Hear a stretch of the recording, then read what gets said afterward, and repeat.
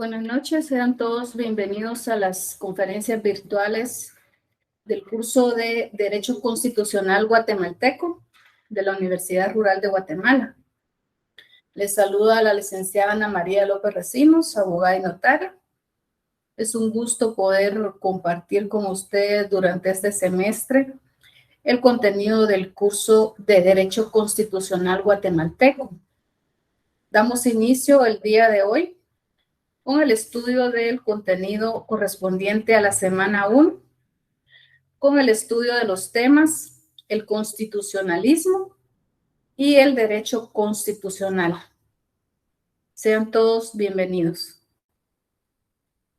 El objetivo de la clase es que el estudiante de la Universidad Rural de Guatemala adquiera todos los conocimientos necesarios sobre los temas del constitucionalismo, sus antecedentes y principios, y el tema del derecho constitucional, su concepto, su función, origen y evolución. Iniciamos con el primero de los temas a abordar en esta conferencia, el constitucionalismo. El constitucionalismo es el ordenamiento jurídico de una sociedad política a través de una constitución escrita. Dicha constitución reviste el carácter de ley suprema. Esa supremacía significa la subordinación de todo el ordenamiento jurídico a las disposiciones de dicha ley suprema. Esa es una definición que proporciona Sánchez Viamonte. Otra definición: el constitucionalismo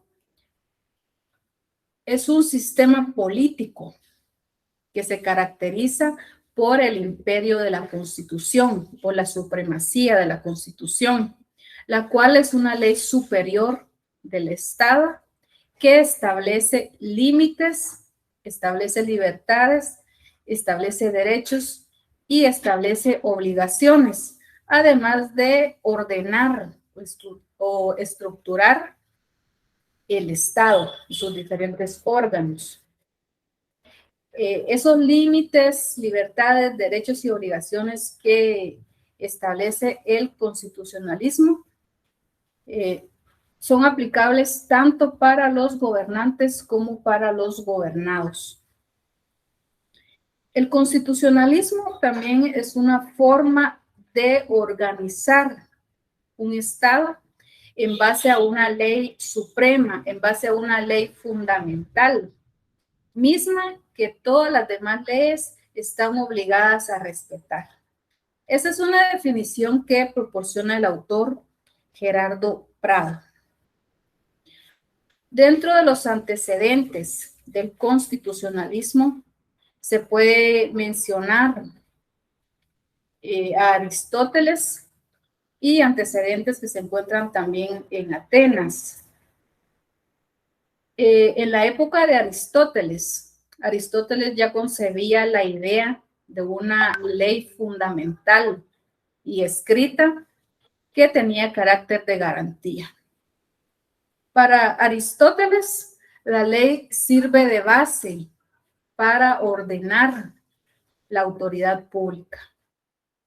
En Atenas existía una estructura jurídico-institucional bipartita.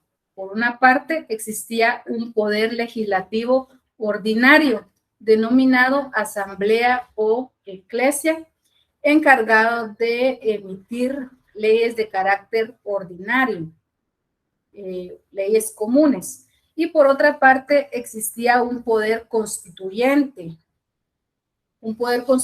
superior, el cual estaba encargado de emitir leyes especiales. Esas leyes especiales eran supremas, estaban por encima de las leyes que emitía la asamblea o eclesia. Dentro de las leyes emitidas por el poder constituyente se pueden mencionar en Atenas todas aquellas leyes emitidas por Dracón, por Solón y por Clístenes, las cuales tenían un carácter de leyes especiales superiores. En la Edad Media, especialmente en España e Inglaterra, se puede hacer mención de las instituciones de Aragón. También se puede hacer mención de constituciones de tipo elemental, las denominadas cartas.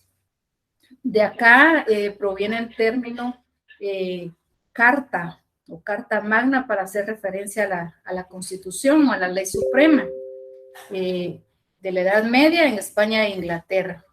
Esas cartas o constituciones de tipo elemental eran convenios entre el príncipe y sus vasallos o los estamentos o diferentes estados que existían en esa época.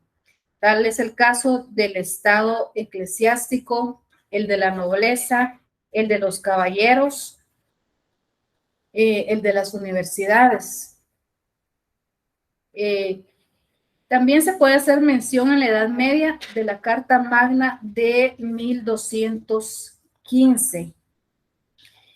Algo especial de esa Carta Magna de 1215 es que en ella se establecían garantías relativas a la libertad de la Iglesia, lo que actualmente se puede traducir como el principio de libertad de culto. Otra de las particularidades de esa Carta Magna de 1215 es que establecía que los impuestos no podían ser recaudados sin el Consejo Común del Reino. Si lo traducimos a la época actual, ese principio o esa garantía podría ser la garantía o principio de legalidad en materia tributaria. En esa Carta Magna también se concedían libertades perpetuas para los hombres libres de Inglaterra, para sus ciudades, distritos, aldeas, así como el goce de sus privilegios, fueros y demás costumbres. Se perfilaba entonces ya ciertas garantías en esa Carta Magna de 1215. En Inglaterra se puede mencionar el Estatuto de Tallagium non concedendo de 1306, la Petición de Derechos de 1628. Algo importante de esta petición de derechos es que es una verdadera declaración de derechos que estaba fundada en principios y en hechos. En esta declaración se protegían la libertad, la seguridad personal, la defensa de la propiedad frente al poder público. También se reivindicó el habeas corpus, el derecho de exhibición personal, que ya existía en la Carta Magna. Además, se afirmó la libertad de domicilio. Vemos principios que actualmente están consagrados en nuestra Constitución, que tienen sus antecedentes en la época antigua, en Inglaterra, en Francia, en España, Roma, Grecia. También en Inglaterra se puede mencionar como antecedente del constitucionalismo la Carta o Declaración de Derechos de 1689, la Ley de Exhibición Personal de 1679, la Ley de Establecimiento del año 1700.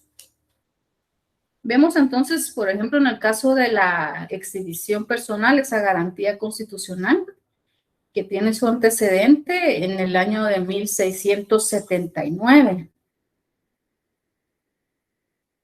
En España se puede hacer mención de los fueros municipales, que eran constituciones de alcance local. Las Cortes de la Edad Media. En síntesis, en España, esa reacción constitucionalista fue consecuencia de las ideas de la Revolución Francesa. El constitucionalismo moderno, como actualmente lo conocemos, surgió como una disciplina jurídica, como un hecho positivo, a partir de dos acontecimientos importantes. Primero, a partir de las revoluciones que se dieron en diferentes países, tal es el caso de la Revolución Inglesa, la Revolución Francesa y la Revolución de Estados Unidos, hasta comienzos del siglo XX. Otro de los acontecimientos que influyeron en el constitucionalismo moderno fue la Primera Guerra Mundial, suscitada entre los años 1914 a 1918. Estos son los antecedentes principales del constitucionalismo moderno.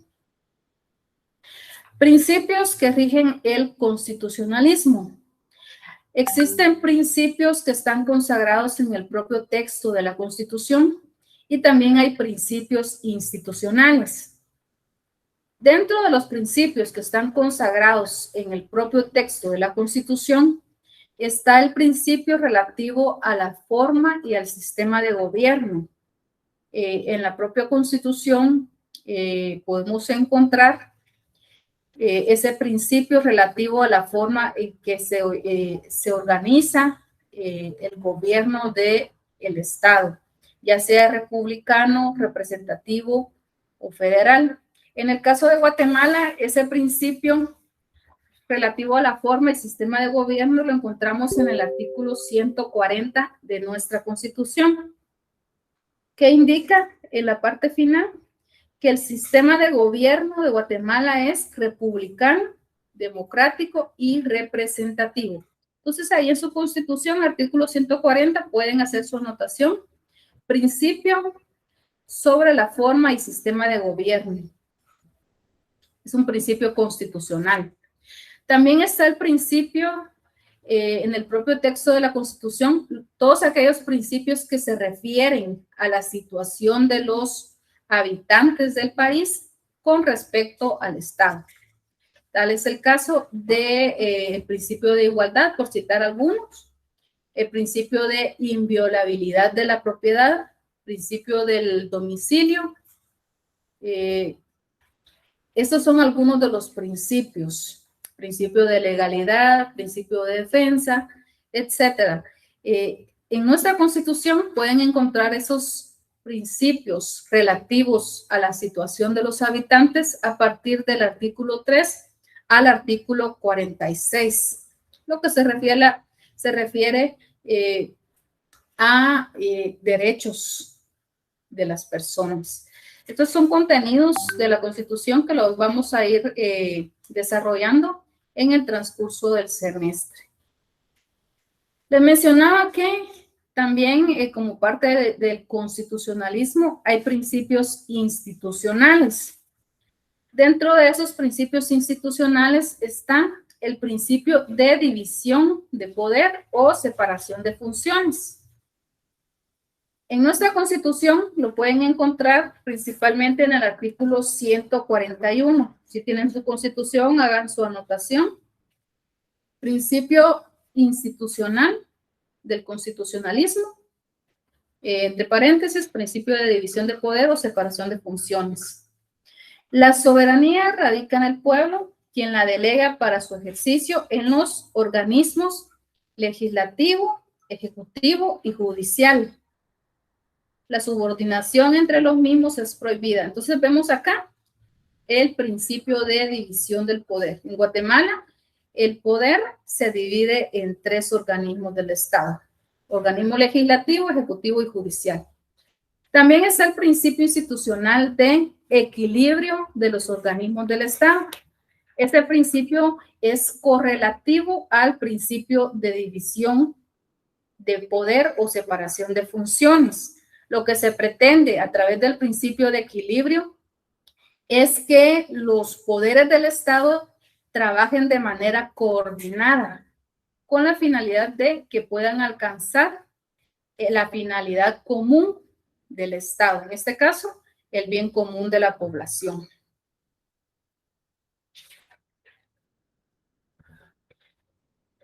Entonces, el principio de equilibrio hace referencia a que por el hecho de que exista separación de funciones o división de poder, no significa que los tres poderes del Estado, en el caso de Guatemala, no puedan trabajar de manera coordinada, de forma equilibrada.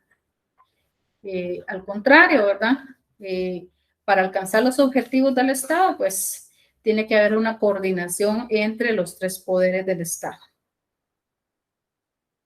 ¿Cómo surge el constitucionalismo guatemalteco? Lo podemos dividir en tres etapas o periodos. El periodo preindependiente, es decir, antes de la independencia. El periodo independiente y el periodo o época moderna. Nos ubicamos en el periodo preindependiente. Como antecedentes de nuestro constitucionalismo está la Constitución de Bayona de 1808, emitida en Francia. También está la Constitución Política de la Monarquía Española o Constitución de Cádiz, que data de 1812. En el periodo independiente, el constitucionalismo guatemalteco surge a través de las bases constitucionales de 1823.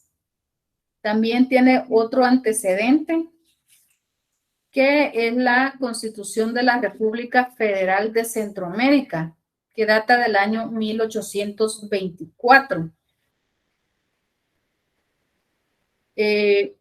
Algo importante de esa Constitución de la República Federal de Centroamérica de 1824 es que esta fue emitida previa congregación o convocatoria a una Asamblea Nacional Constituyente y fue emitida tras la separación de México.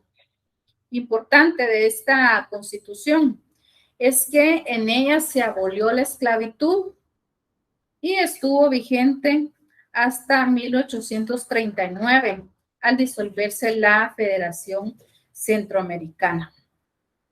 En 1825, 11 de octubre, se emitió la primera Constitución Política de la República de Guatemala. Otro antecedente del surgimiento de nuestro constitucionalismo es el Acta Constitutiva de la República de Guatemala de 1851, la Constitución Política de la República de Guatemala de 1879. Esta constitución sufrió varias reformas a lo largo de los años. También está la Constitución Política de la República de Centroamérica. En ese entonces se integró con Guatemala, El Salvador y Honduras, y que fue emitida esa constitución en 1921. También otro antecedente es la Constitución de la República de Guatemala del 11 de marzo de 1945. Algo importante de esa constitución, que es la primera con características modernas. Estuvo vigente hasta 1954. En 1956 se emitió una nueva constitución promulgada por una Asamblea Nacional Constituyente. Posteriormente, en 1965 se emitió una nueva constitución tras el golpe de Estado que se dio en 1963. Cabe resaltar en esa constitución de 1965 es que en ella se creó por primera vez la figura del vicepresidente de la República. Se reconoció también el derecho de voto de la mujer y se reconoció la función social de la propiedad. Es importante entonces esa constitución de 1965. En 1985, una Asamblea Nacional Constituyente promulgó la actual Constitución Política de la República de Guatemala, tras el golpe de Estado que se había dado en 1982. Como consecuencia de ello, en 1985 se emite la actual Constitución 31 de mayo de 1985 y está vigente desde el 14 de enero de 1986. La Constitución actual ha sido reformada una sola vez en el año de 1993 por el decreto 18-93 del Congreso de la República de Guatemala. Entonces es así como llegamos a los antecedentes del constitucionalismo guatemalteco hasta la época moderna o época actual. Hay otro tema importante que es la crisis del constitucionalismo. ¿A qué se refiere ese tema de crisis del constitucionalismo? Se hace referencia a un proceso de regresión, de retroceso en los diferentes postulados del constitucionalismo.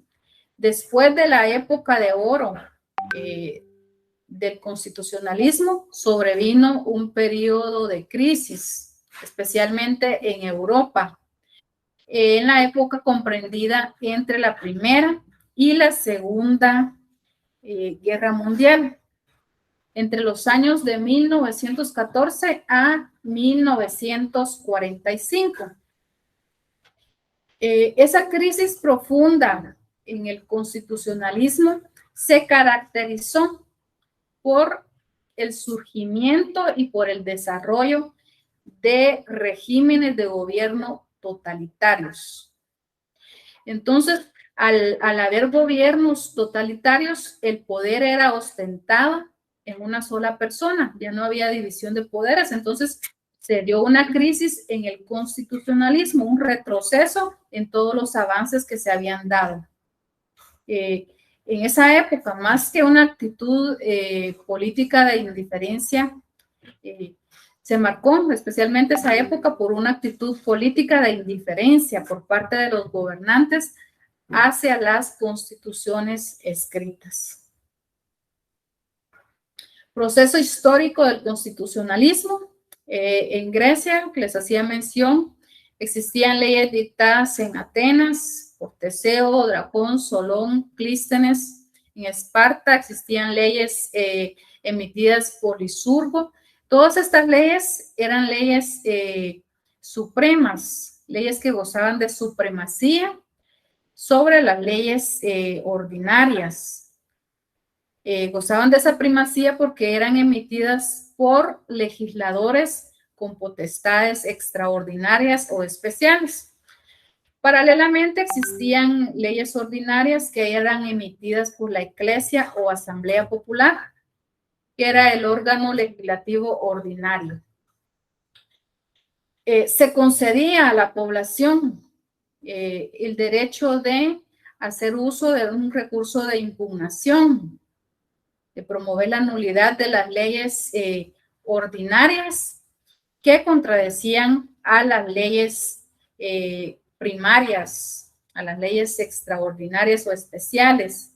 Ese recurso de nulidad se le conocía como grapé paranomón y era la acción a través de las cuales se pretendía la impugnación de las leyes ordinarias que transgredían las leyes que gozaban de primacía. Si se comprobaba que esa ley era contradictoria a las leyes superiores, a la persona que había emitido esas leyes se le castigaba. Podía ser con el destierro, con la confiscación de sus bienes o bien con la pena capital. En Roma existían leyes de rango superior, por ejemplo, las leyes de las 12 tablas, las constituciones republicanas, las constituciones imperiales, que provenían directamente del monarca.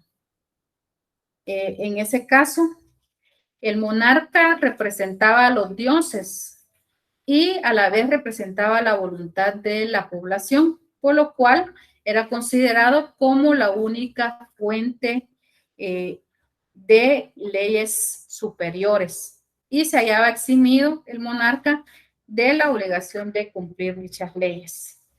Por otra parte, existían edictos, decretos, mandatos y rescriptos que eran leyes comunes. En la Edad Media, Se consolida el imperio del reinado de la ley, bajo el postulado de que el rey estaba bajo la ley, porque precisamente era la ley la que hacía al rey. De esta cuenta, en la edad baja media, existían documentos que eran firmados por el Papa, que en esa época constituían normas supremas, mientras que en la alta edad media existían cartas normas, las cuales estaban revestidas de supremacía sobre la legislación común. Les hacía mención, ¿verdad?, de que de esta época ya viene el término de carta, carta fundamental, carta magna, para hacer referencia a una ley suprema. Entonces se les denominaba cartas normas, pero dependiendo del lugar o del país, recibían diferentes nombres. Por ejemplo, en España se les denominaban foros. En Francia, leyes fundamentales o leyes imperi. Por eso también viene el término de ley fundamental. En Holanda se hacía diferencia entre las leyes fundamentales expresas, que eran leyes escritas, y también existían leyes fundamentales tácitas, las cuales se transmitían por la costumbre. Eran leyes no escritas. En Inglaterra estaba el Fundamental Law, la ley fundamental, la cual gozaba de primacía sobre la ley ordinaria, conocida como Common Law. En la Edad Moderna, en Inglaterra, se crean normas supremas que estaban fuera del alcance modificatorio del rey o del parlamento. Tal es el caso de la petición de derechos de 1628. En 1647 se presentó para su aprobación al Parlamento inglés el Pacto Popular, que aunque no fue aprobado en ese momento, es importante hacer referencia a él porque en ese Pacto Popular se diferenciaban las normas fundamentales de las normas no fundamentales. El instrumento de gobierno de 1653.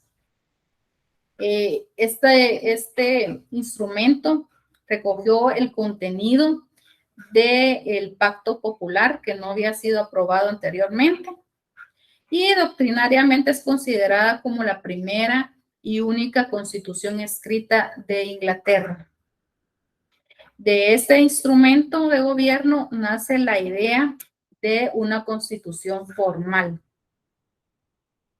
En 1679, la ley de habeas corpus, la ley o ley de exhibición personal, que prohibía la detención de las personas por más de 24 horas, obligando a la autoridad a presentarla ante el juez competente para que éste decidiera sobre la libertad o encarcelamiento de la persona.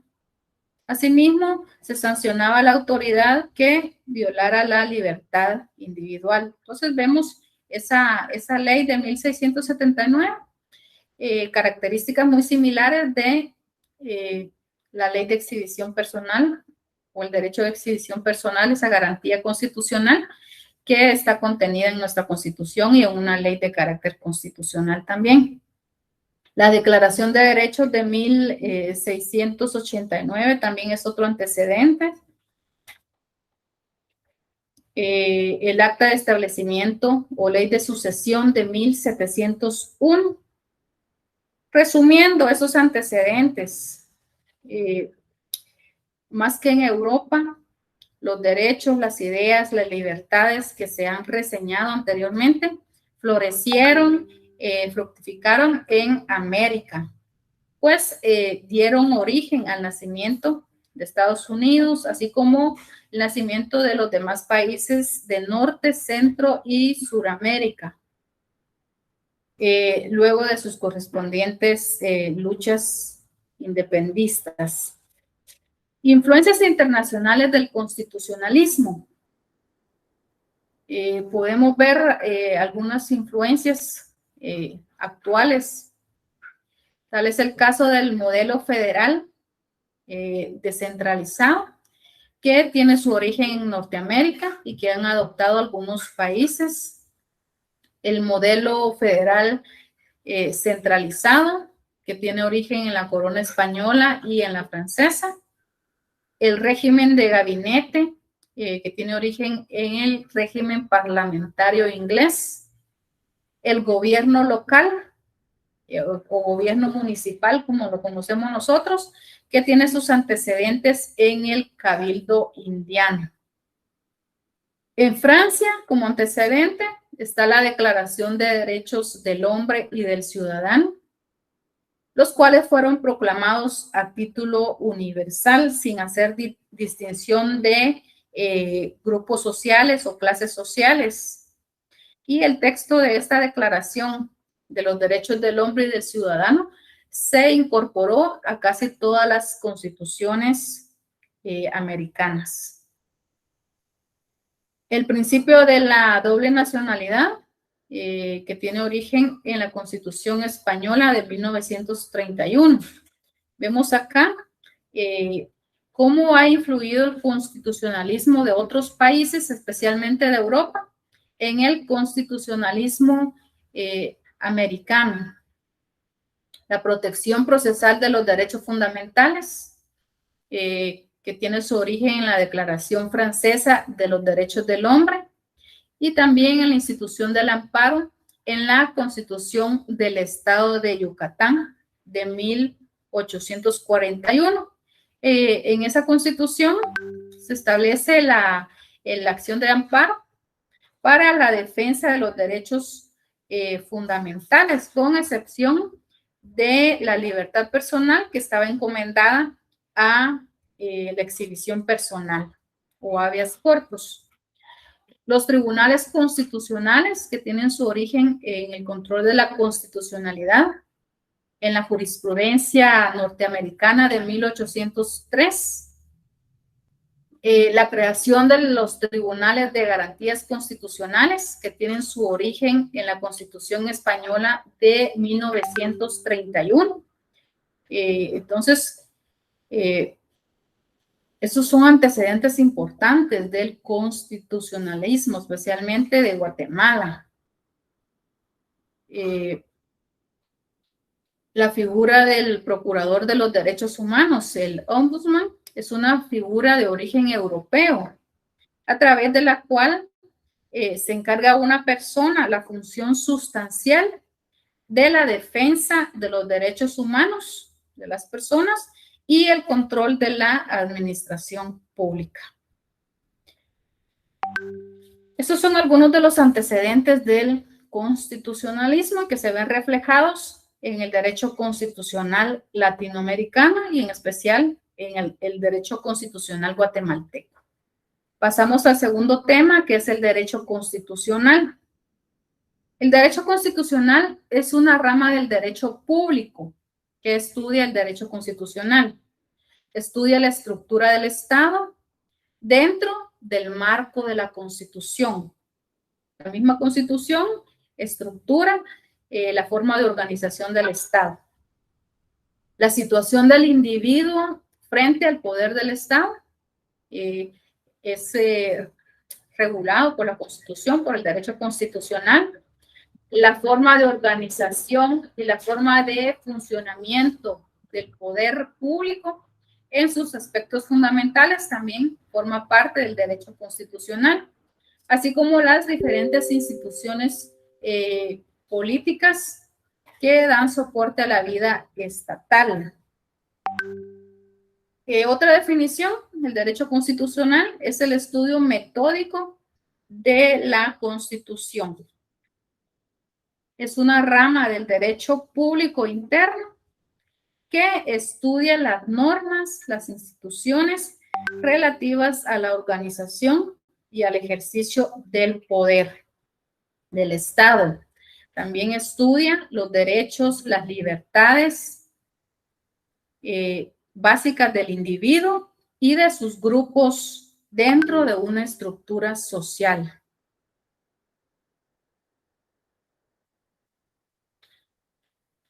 Entonces, eso tenemos algunas de las definiciones de derecho constitucional.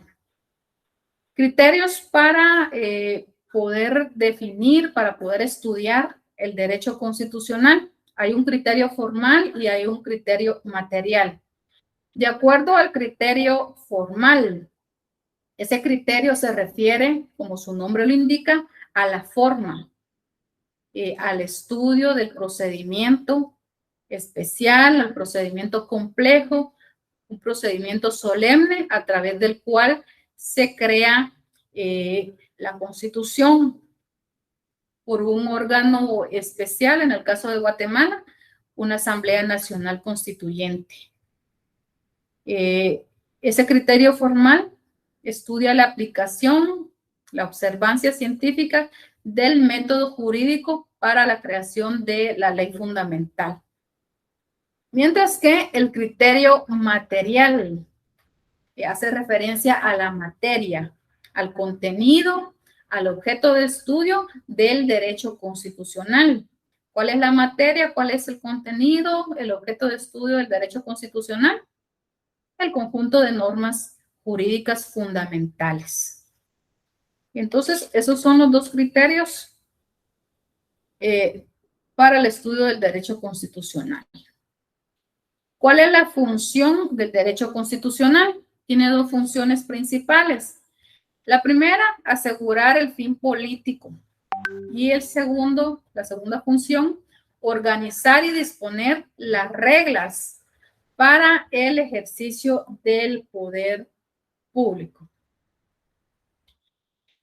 ¿Cómo se asegura a través del derecho constitucional el fin político del Estado? A través de la aplicación de las diferentes normas jurídicas para garantizar la existencia, el bienestar de la población, reconociendo derechos fundamentales para la población, los cuales tienen carácter de sagrados, tienen carácter de derechos fundamentales, así como las libertades públicas, que en nuestro caso están consagradas en la parte dogmática de nuestra Constitución. Y el otro fin, pues, es disponer, organizar a través de la Constitución las reglas sobre el ejercicio del poder público. Origen del derecho constitucional. En la antigüedad, el derecho constitucional no se concebía como tal, no se concebía como una rama del derecho. ¿Por qué? No había en la época antigua división de poder o de funciones.